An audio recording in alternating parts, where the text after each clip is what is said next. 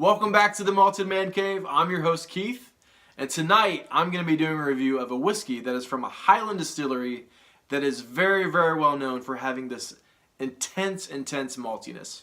Coming up.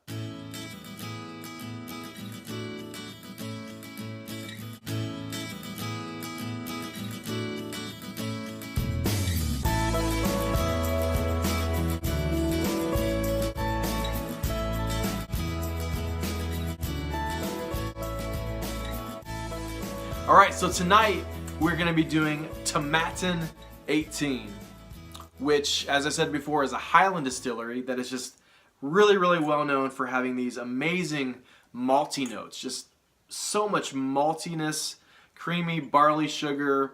I don't know if they've always been well known for that, but at least the last 20 years or so, and especially at least in their single malts. I don't drink a whole lot of blends. I know most of Tomatin, at least in the past, has really gone into the blend market, and it wasn't until kind of recently they're focusing more on single malts.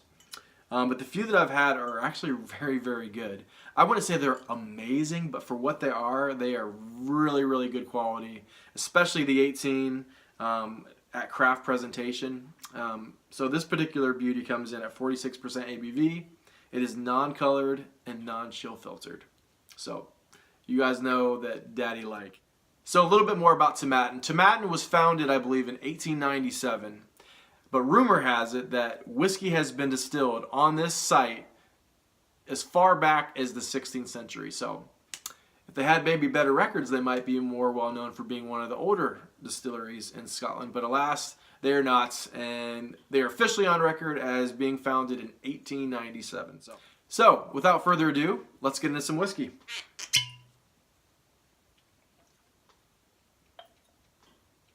I have been waiting for a really long time to do this review, so I hope that this has not been oxidized too much.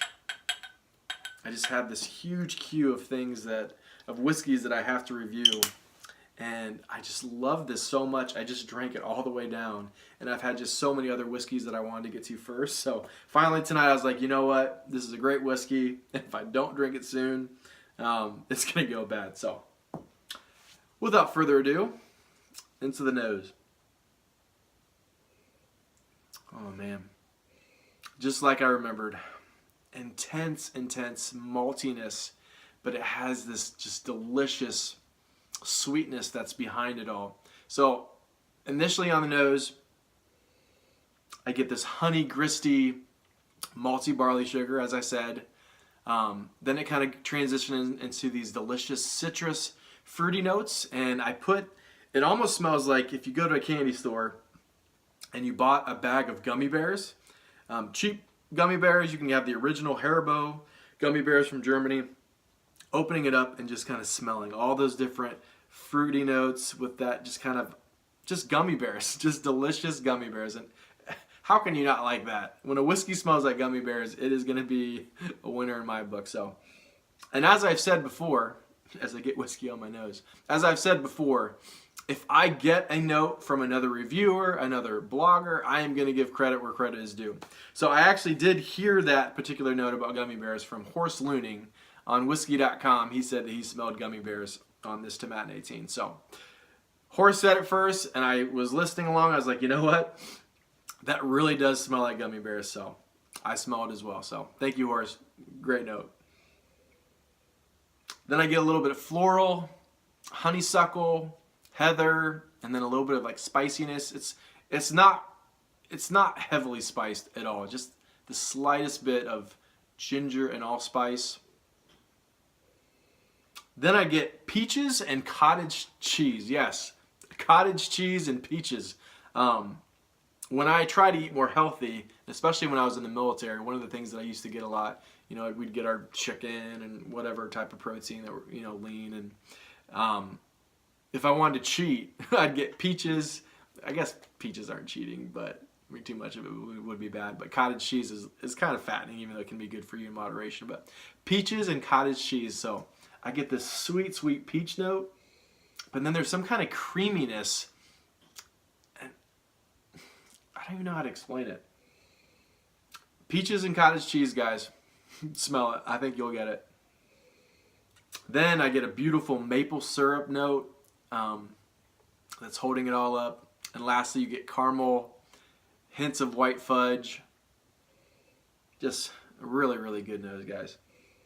I'm actually not sure what the maturation is. Obviously, there's some sherry, some sweet wine of some sort. I assume it's mostly sherry with some bourbon. I don't know what the ratio is. If you do know, please leave it in the comments. On to the palate.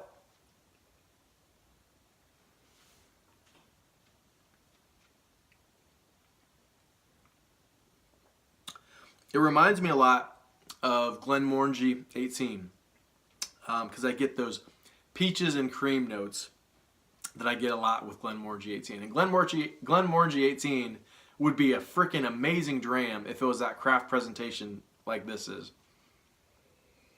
Peaches and cream, tad bit of white pepper, ginger, and then you get that awesome Gristy honeyed barley sugar and malty note.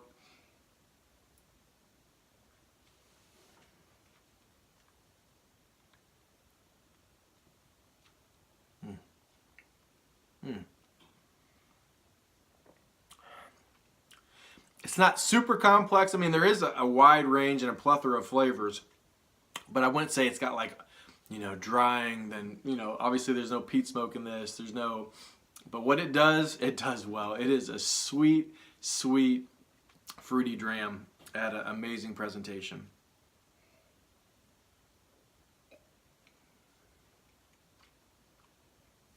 So after the barley sugar notes, it kind of goes into, it's not real strong fruit notes, but a hint of oranges, pineapples, apples, pears. I guess if you threw a bunch of those fruity gummy bears in your mouth, it kind of tastes like that. Then at the end, you get a little bit more of that.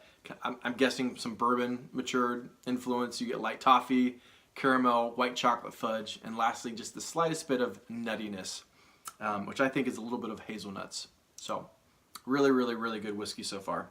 So on the palate, so on the finish,